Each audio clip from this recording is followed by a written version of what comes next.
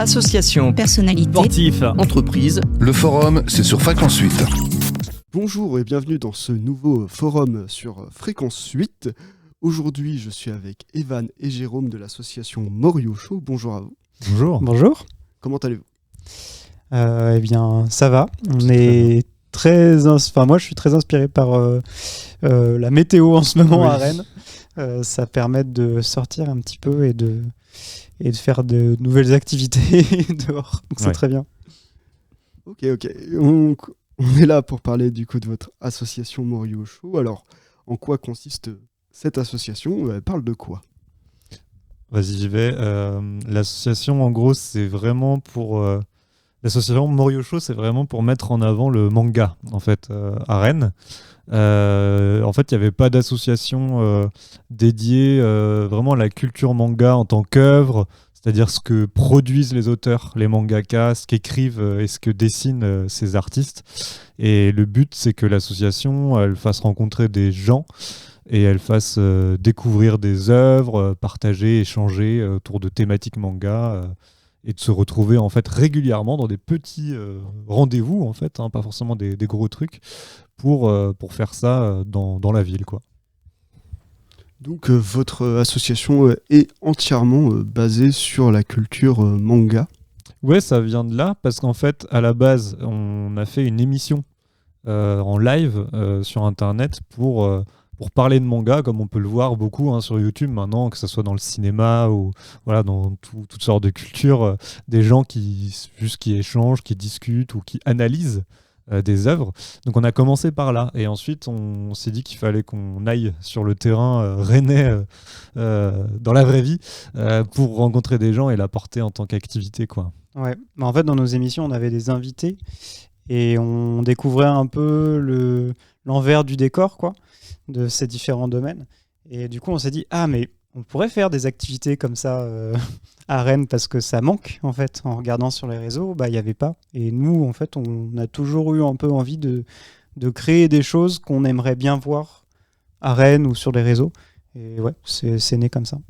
Donc c'est un peu né comme ça, cette idée de vouloir créer du coup des contenus et du divertissement autour de la culture et de l'art manga. Comment du coup ça s'est mis en place, cette idée de vouloir faire quelque chose du coup sur Rennes en physique ? En fait, notre réflexion de départ, c'est que quand on traînait par exemple sur Facebook pour voir ce qu'il y avait dans les quartiers exactement en activité, ou autour des bibliothèques par exemple, donc on voyait qu'il y avait vraiment un manque en fait au niveau des entrées manga. Et pourtant, au niveau des commerces, en fait, il y a ce qu'il faut. C'est-à-dire que chaque semaine, j'ai l'impression de voir dans les actus, il y a un nouveau resto asiatique, donc forcément, on y va. Mais du coup, voilà, quand il y a des grosses sorties de tomes, par exemple, il y a beaucoup de queues dans les Japanime, etc.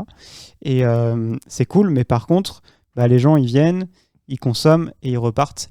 Et il n'y a pas cet effet de communauté, alors que pourtant, on le voit avec les chiffres qu'il y a énormément de fans de manga, donc il y en a forcément à Rennes.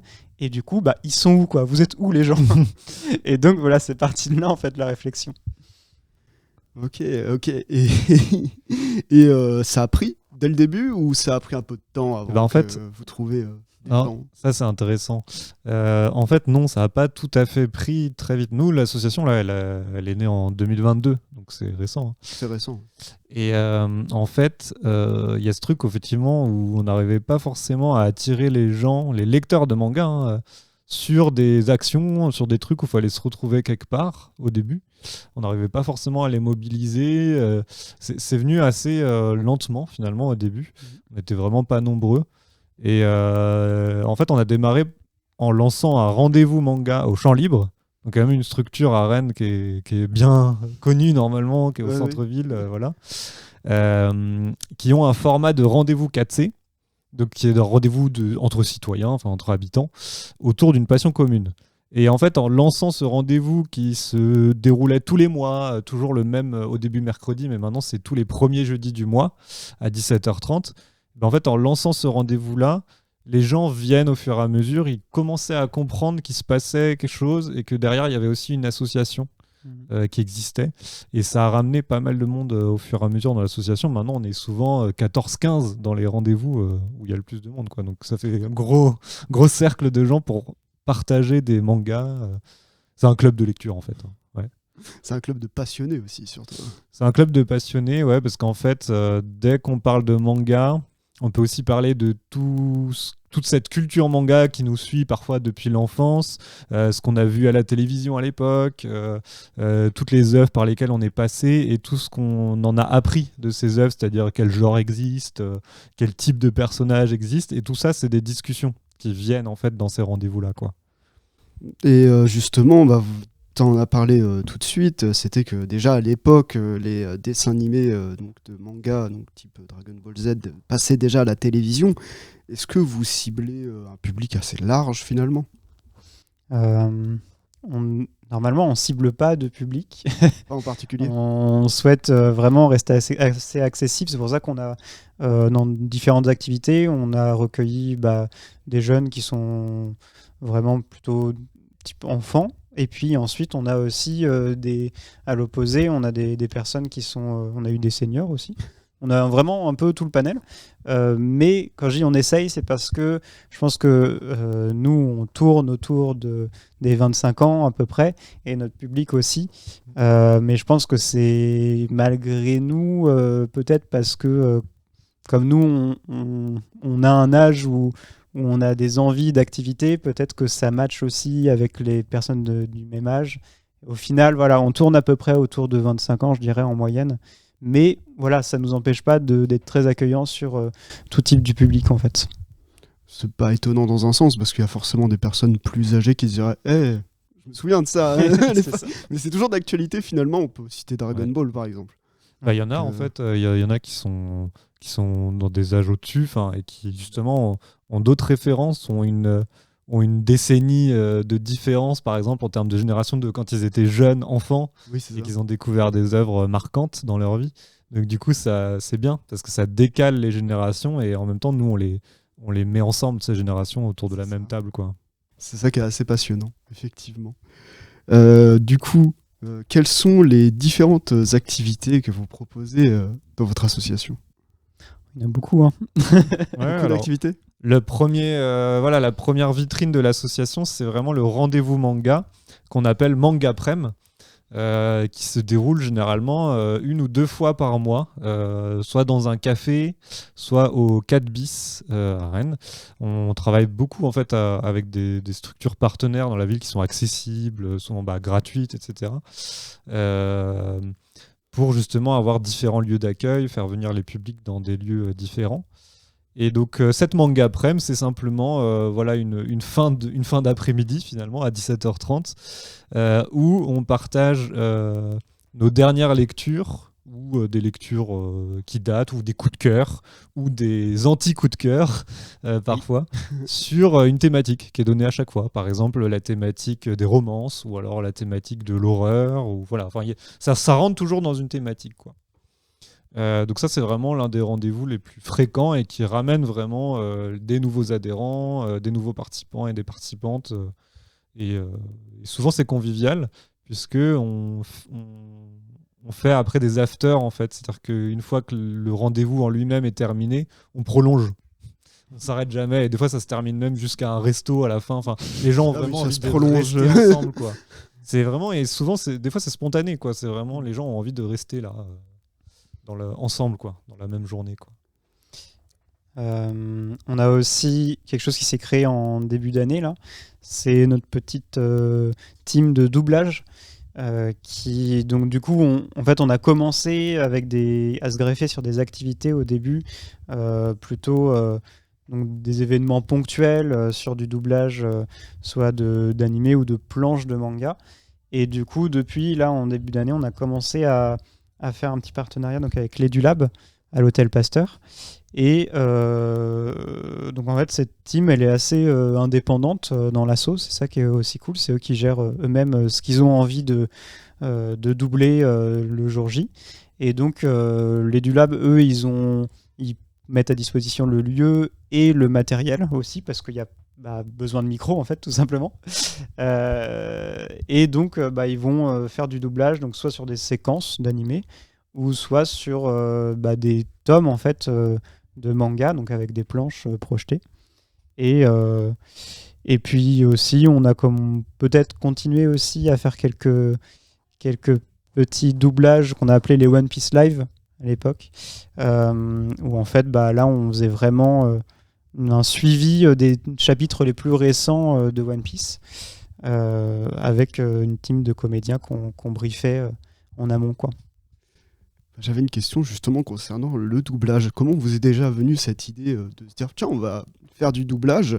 Alors, est-ce que vous redoublez des séquences d'animés qui sont déjà doublées en français? Est-ce que vous prenez que quelque chose qui existe qu'en VO pour voir ce que ça donnerait en français?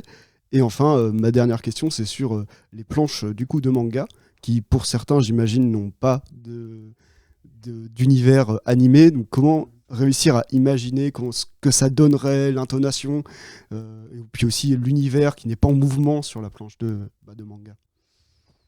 Ouais, vas-y, je vais rajouter après. Comme tu disais, Jérôme, ça part des One Piece Live. Donc, au début, nous, on voulait créer un événement, enfin, une activité régulière de lecture collective de chapitres de manga, notamment autour de One Piece, qui est un manga très, très lu et avec toujours une excitation, une admiration à chaque semaine, chaque fois qu'un chapitre sort. Donc, on voulait suivre le truc. Et on a commencé par là et on se disait, ah oui, mais si on fait une lecture collective, qui lit?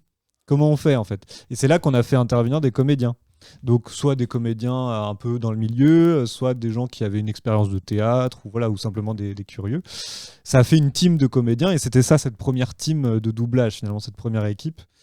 Et là, effectivement, ils prenaient vraiment les derniers chapitres qui n'ont pas été doublés puisqu'ils n'ont pas encore été adaptés en animé et ils interprétaient. Donc en fait, ce qui était intéressant, c'est qu'on suivait aussi quand même un peu l'animé pour savoir, par exemple, pour Vegapunk, qui est un perso récent dans l'histoire de One Piece, on se disait quelle voix il va avoir. Il était apparu dans le manga, mais pas encore dans l'animé ou seulement dans des toutes petites scènes flashback. Donc on se disait qui va être son doubleur, etc. Qu'est-ce que ça donnera même en français quand la VF sera faite. En fait, on a interprété selon ce qu'on voyait dans le manga. On a fait une sorte de mini travail de DA à titre amateur, quoi, de directeur artistique, mais en tant que juste membre d'assaut passionné. Et ensuite, pour les ateliers de doublage, c'est vraiment les membres qui décident ce qu'ils font à chaque fois. C'est vraiment décidé de façon participative. Là, par exemple, ces derniers temps, il y a une réflexion sur justement l'accueil des jeunes publics. S'il y a des jeunes enfants, des gens qui ont 8 ans, par exemple, qui viendraient à l'atelier, d'adapter et du coup mettre en avant des mangas qui sont adaptés à leur âge, parce que sinon, il peut aussi y avoir des difficultés moraux, de violence ou des choses comme ça qui peuvent arriver. Et en fait, du coup, c'est intéressant parce que ça leur fait vraiment réfléchir en amont. Ils ont un groupe WhatsApp, par exemple, où ils peuvent dire tiens, la prochaine fois, on fait tel manga. Moi, j'ai envie de faire ça. Et ils s'adaptent comme ça. Et ils font aussi des extraits d'animés qui sont des fois déjà doublés parce que c'est des scènes iconiques qu'ils ont envie de refaire eux-mêmes. Des scènes légendaires, quoi, des choses qui datent ou qui ont été marquantes. Et puis, la question est intéressante, par contre, d'une VO qui n'aurait pas encore sa VF, finalement, en animé, et de se dire, qu'est-ce que le groupe doublage pourrait faire? Est-ce qu'il pourrait réfléchir à un projet là-dessus? Ça, c'est vrai que ça n'a pas forcément été mis en avant pour l'instant, mais ça pourrait arriver. Ouais. Et souvent, on a une présence aussi sur des salons. Donc, par exemple, on a des comme les Japan Expo, mais en plus petit, quoi. Par exemple, à Rennes, dernièrement, on était au Geek Days. Et justement, on a repris cette team de comédiens pour animer des activités de doublage. Et donc, du coup, là, c'était les comédiens qui donnaient des conseils sur comment doubler au public qui venait au salon. Et donc, on avait notre projecteur et c'est eux un peu qui géraient tout le truc. Et puis aussi, un petit peu la consécration sur ce salon-là, c'est qu'on avait du coup notre One Piece Live, mais sur une grande scène avec un grand écran derrière eux. Et donc là, ils ont pu... on a choisi au préalable quelques chapitres qu'ils pouvaient interpréter. Et puis, ce qui est génial, c'est que le deuxième jour, en fait, on avait la voix officielle, la VF du personnage principal de One Piece, Luffy, qui était présents en fait avec nos comédiens et qui du coup interprétaient Luffy et nos comédiens interprétaient à côté les autres personnages. Wow. Et pour le coup ça C'est les la a consécration, quoi. ouais, Ouais, voilà, ça clairement. les a marqués J'imagine, et, ouais. et vraiment l'expérience elle était vraiment super pour eux et du coup on était assez content d'avoir pu leur offrir ça quoi. Donc ouais, super expérience. Ouais, j'imagine bien. Vous avez parlé d'une team de comédiens. Elle est composée de qui? De professionnels, d'amateurs, de curieux, de gens qui ont envie? Un peu de tout hein. Oui, c'est un mélange. On avait des connaissances, nous, parce qu'on a fait une école d'audiovisuel à titre personnel, et on avait des connaissances qui sont un peu dans le milieu, qui font de la figuration, et puis maintenant un petit peu des petits rôles, enfin voilà, qui essayent un peu de percer dans le cinéma en tant que comédien. Et puis ensuite, on a fait des annonces sur les réseaux sociaux pour dire, bon, qui voudrait voilà, faire du doublage, quoi, du doublage live en plus, parce que c'est Oui. vraiment pas enregistré. direct, Enfin, oui. Maintenant, c'est enregistré, les ateliers, ils font des enregistrements, mais à l'époque, c'était vraiment en live ou devant un public, quoi. Et c'était une lecture théâtralisée, finalement. Et en fait, il y a plein de gens qui sont arrivés, effectivement, d'expériences très diverses. Il y en a qui étaient dans des troupes de théâtre, et il y en a pas du tout. Il y en a qui étaient vraiment juste en mode doubleur. Et plus récemment, on a quelqu'un qui a rejoint l'association, et qui, ça faisait des années qu'il faisait du doublage chez lui, tout seul, dans son coin, et il attendait que ça arrive, quoi. Ah Que oui, ce carrément. genre d'atelier arrive. Et à titre personnel, il fait aussi du théâtre à côté. Donc, en fait, dès les premiers doublages qu'il a fait avec nous, il s'en est super bien sorti, quoi. Il était très doué, quoi. Donc, c'était super, en fait. Tous ces doublages, ça vous est venu comment cette idée de se dire, tiens, si on faisait du doublage, en plus déjà des rencontres Après, ça vient de la demande des adhérents aussi. C'est-à-dire, Ouais, il y a une demande. maintenant, quand les gens voient qu'on a fait des lectures de One Piece, de machin, et que en plus, le doublage, c'est un truc qui est très présent maintenant, aujourd'hui, dans la culture populaire des mangas et animés. En clairement. plus, il y a toute la question de l'intelligence artificielle où les comédiens de doublage sont en premier plan Ouais, grande question. sur une Effectivement. négociation, enfin sur une revendication où il faut dire attention, n'allons pas trop vite. Et en fait, c'est très très présent là. Et puis la VF, vraiment les voix françaises, médiatiquement parlant, se sont développées depuis environ 2020-2021. Là, il y a vraiment une grosse remise en avant, notamment avec des séries comme Arcane et des choses comme ça, où les VF ont été remises en avant. Et en fait, du coup, c'est une demande maintenant. Il y a des gens, quand ils nous découvrent, ils nous disent « Ah, le doublage, machin, ce serait bien. Moi, j'aimerais bien essayer du doublage comme ça, quoi. Juste pour le kiff. Enfin, ça fait partie un peu des... le doublage est un peu the new karaoké ou C'est the ça, new ouais. blind test. C'est un peu les nouvelles activités de base que les gens ont envie de faire, quoi. Je pense qu'il y a un truc aussi, un jeu d'immersion où ils vont vraiment être au plus proche des personnages Oui. qu'ils aiment, qu'ils ont envie d'interpréter. Voilà, donc ça se rapproche, comme tu disais, ouais, des karaokés. Ça, c'est quelque chose qui marche extrêmement bien. Mais nous, justement, on avait envie quand même d'avoir toujours ce petit côté création, un petit peu artistique. Donc, le doublage, c'était vraiment une évidence en fait quand on a Parfait, proposé. Et n'importe qui peut tenter le doublage ou faut avoir au moins un minimum d'expérience? Bah, en vrai, n'importe qui, parce qu'on a quand même eu, enfin, on dit n'importe qui, mais on a quand même eu 2 enfants, une fois, qui sont venus pour faire du One Piece Live, et ils étaient tout aussi doués que les adultes. Vraiment, ils ont compris super vite comment ça marchait, quel ton adopter. Alors, ils connaissaient déjà bien One Piece, donc je pense que ça a aidé.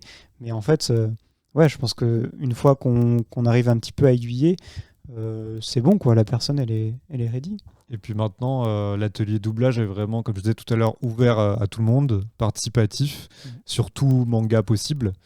Donc, en fait, les gens sont vraiment dans une ambiance on n'est pas dans le stress, on n'est pas en train de faire on n'est pas en train de candidater pour quelque chose ou à faire un casting. On est vraiment là pour poser sa voix pour l'après-midi même, s'essayer, voilà, et on reviendra la prochaine fois si on a aimé. Enfin, voilà, c'est vraiment ouvert à tout le monde, quoi. Ouais, en mode détente sans se prendre la tête. Oui. Moi, je suis assez curieux. Est-ce qu'il y a un manga ou une scène qui est plus demandée en doublage que les autres? Pour l'instant, on n'a pas de visibilité là-dessus. Je pense que pour One Piece, on avait refait des scènes plus anciennes qui sont assez emblématiques. Et pour le coup, là, on avait profité un moment d'un gros événement à Japanime pour faire une espèce de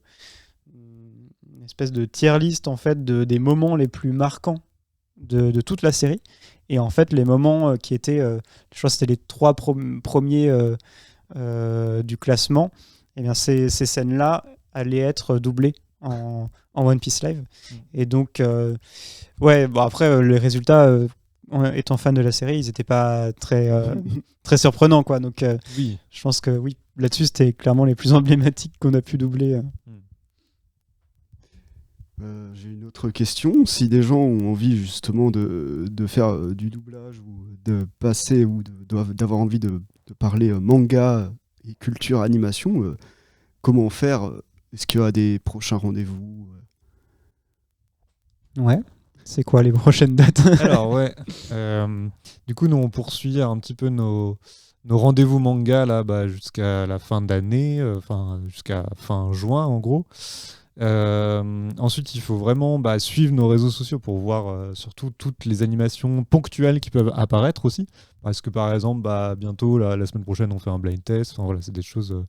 Il y a des choses qui émergent en fait, parce que s'il y a un adhérent ou une adhérente a envie de proposer une activité, nous on l'accompagne en tant que membre du bureau, on les accompagne en fait pour faciliter la création de l'activité. Ensuite cet été on va avoir 2 dates intéressantes, puisque le 9 juillet, c'est un mercredi, on participe en fait au programme de cet été à Rennes. Et du coup on va participer au village associatif qui va être plein de beaux là. Donc il y a toute une balade en vélo et ça se finit sur les jardins, enfin Plaine de Beau, pour un village associatif avec des activités. Donc on va y tenir un stand. Et puis ensuite ce sera à la rentrée, le dimanche 7 septembre, où on va proposer, pour clôturer l'été en espérant qu'il fasse beau, dans une journée festive associative qui sera au Parc Auberture à Rennes. On va proposer en fait une bibliothèque éphémère manga, pour mettre en avant les mangas dans un parc, donc dans un contexte vraiment relaxant, vert, peut-être avec des playlists musicales, des choses comme ça, vraiment des étagères manga en plein milieu du parc, pour juste lire sur un transat, découvrir des œuvres, et puis nous on sera là aussi pour proposer quelques petites activités à côté, quoi. Est-ce que si des gens veulent être au courant de vos activités ou peut-être rejoindre votre association, est-ce qu'il y a des liens, peut-être un Hello Asso, vos réseaux sociaux sinon? Ouais, en fait on est très actifs sur Instagram, c'est là où on va poster le plus souvent. Et en fait on a tous nos liens après dans nos bios. On a un Discord qui est réservé aux adhérents, où là du coup on peut échanger, c'est là où il y a les idées justement d'activités qui viennent émerger. Il y a plein de petites activités aussi qu'on peut faire en ligne du coup via ce Discord. Et puis autrement on a un site internet pour vraiment présenter de manière plus factuelle ce que c'est Classo, et puis tous les événements qu'on a fait par le passé. Et aussi on a un agenda justement sur ce site. Et c'est très pratique, on peut juste appuyer sur un petit bouton et du coup on ajoute l'agenda à notre propre agenda, et en fait on peut voir tous les prochains événements comme ça automatiquement qui vont arriver. Et puis pour nous rejoindre, oui, c'est soit via le Hello Asso, soit directement en venant nous voir sur une activité. On pourra toujours adhérer. La cotisation c'est 5 € pour une année entière, donc ça peut être plutôt pas mal. Donc sur Morio Show, hein, c'est bien ça? C'est ça, Morio Show, M-O-R-I-O-H, et show comme un spectacle. Donc on tape sur internet et puis on trouve direct, quoi. De toute façon, normalement, si on tape manga, Rennes, on devrait ressortir quand même plutôt bien. On tombe sur nous plutôt, ouais. Ouais, c'est à l'école d'audiovisuel du coup, de Rennes. Jérôme et moi, on était dans un cursus cinéma, technique vidéo, enfin des choses un peu comme ça, montage vidéo ou autre. Et en fait, on a décidé de lancer en fait une sorte de podcast, mais live. Au début, un peu sonore en fait. C'était vraiment une émission de radio, mais sur Twitch, quoi. Donc en live sur Internet. Et ça, voilà, on en a fait pas mal, une bonne dizaine d'épisodes. Et puis ensuite, on l'a fait en vidéo. Donc vraiment, on avait un plateau avec plusieurs caméras. Et on faisait toujours du live, donc toujours une émission live. Donc c'est vraiment venu de cette rencontre où en fait, pendant l'école de cinéma, on aimait bien les films et tout ça. Mais on aimait bien aussi parler de manga. Et on se rendait compte qu'il n'y avait pas forcément beaucoup, par exemple, de films d'animation ou de séries d'animation qui étaient mises en avant dans notre école, alors que c'est quand même aussi une grosse partie du marché en fait, audiovisuel, et puis même culturellement et artistiquement parlant. C'est tout aussi intéressant d'étudier pourquoi est-ce qu'on cadre tel plan de tel film de Miyazaki, ou des films justement moins connus que ceux de Miyazaki, que du cinéma à prise de vue réelle, en fait, en termes de mise en scène, de travail sur l'image, sur le montage, sur les musiques. En fait, c'est le même métier. Enfin, voilà, on est dans le cinéma aussi, on est dans l'audiovisuel. Donc on trouvait qu'il n'y avait pas assez de tout cela. Donc c'était un peu notre revendication aussi, où on aimait bien en parler aussi entre nous, quoi. C'est vraiment beaucoup de militantisme pour l'inclusion, en fait, tout simplement, de cette culture qui a été beaucoup boudée longtemps en France. Et encore aujourd'hui, des fois, il y a toujours des a priori. Mais aussi, surtout, c'est parce que je trouve qu'il y a beaucoup d'amitiés qui naissent aussi via ce genre d'amour et de passion pour une culture qu'est le manga. Et qui, on le voit aujourd'hui, la jeunesse en France, elle s'exprime beaucoup par des références aussi manga. Et c'est pas pour rien, quoi, c'est que ça parle beaucoup aux jeunes. Et voilà, et nous, en tout cas, ça nous parle depuis très très jeune, et ça nous parle toujours aujourd'hui. Et donc on a envie de faire connaître et de découvrir de nouvelles séries aussi. Oui, votre but, ça a été de mettre en avant et de mettre un coup de projecteur sur l'animation, pas n'importe laquelle, la Japanimation, l'animation japonaise. Ouais, aussi, carrément. En fait, nous, on consomme de base forcément plus d'animation japonaise ou de bande dessinée japonaise. Mais il y en a d'autres, il y en a aussi en France, des mangas. Et donc, on essaye de s'ouvrir un petit peu à ça aussi. Et du coup, là, depuis le nombre de manga prem qu'on commence à faire, on découvre de plus en plus de choses parce que les gens, ils aiment bien quand même ramener des œuvres qui sont moins connues, quoi, pour faire découvrir. Donc c'est un peu ça, toute la richesse de ces rendez-vous. Votre but dans Manga Prem, c'est de faire découvrir le manga en tout genre. C'est ça. Et de faire se rassembler cette communauté, quoi, de passionnés de manga qui existe à Rennes. Voilà. Et est-ce que vous avez un dernier mot ? Le dernier mot, c'est si vous êtes curieux et que vous consommez du manga, surtout, et que vous êtes à Rennes, c'est le plus important, et venez jeter un coup d'œil, même si vous êtes un peu timide, parce qu'en vrai, il y a de super rencontres à faire. Et aujourd'hui, en vrai, notre entourage, dans notre entourage, on a créé plein de nouvelles amitiés, plein de nouvelles rencontres, en fait, aussi en dehors de l'asso, quoi. Et ça s'est créé grâce à ça. Et je sais que dans nos âges, des fois, c'est un peu difficile de trouver de nouveaux amis, de nouvelles personnes. Et du coup, ça permet de faire ça, d'arriver dans une asso aussi. Ouais, et puis on est sur un groupe où on essaye d'être ouvert à tout type de personnes, même si on n'est pas timide. On peut être loin des clichés aussi. Enfin, on essaye de normaliser, de standardiser en fait cette culture manga et de la prendre au sérieux, c'est-à-dire ce que les auteurs ont à nous raconter dans les œuvres. Et en fait, c'est pas juste du manga. Enfin, on peut juste le prendre comme un petit loisir qu'on lit comme ça et on se marre et on vit des émotions.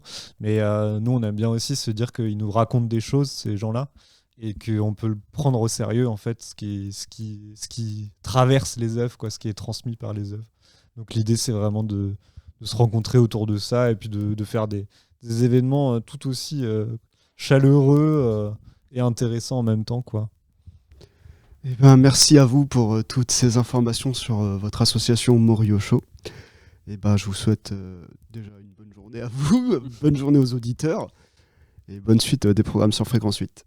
Merci. Association, personnalité, sportif, entreprise. Le forum, c'est sur Fréquence 8.